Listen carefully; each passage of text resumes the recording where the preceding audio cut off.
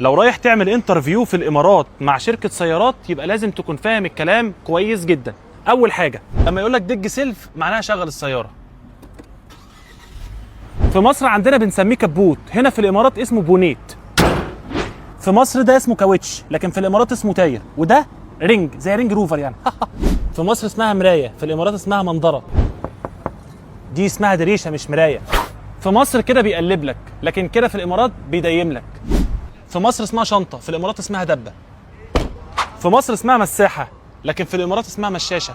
في مصر اديها بنزين، في الامارات اديها ريس. في مصر اسمها عدادات، في الامارات اسمها جيجات. اسمها سده ما اسمهاش طبلون. جير، سكان، في الامارات سيت، في مصر كرسي. سقف العربيه اسمه جبه. الحته دي بيسموها في الامارات متجار، عندنا في مصر رفرف. اما الحته دي اسمها بامبر، عندنا في مصر اسمها اكسدام.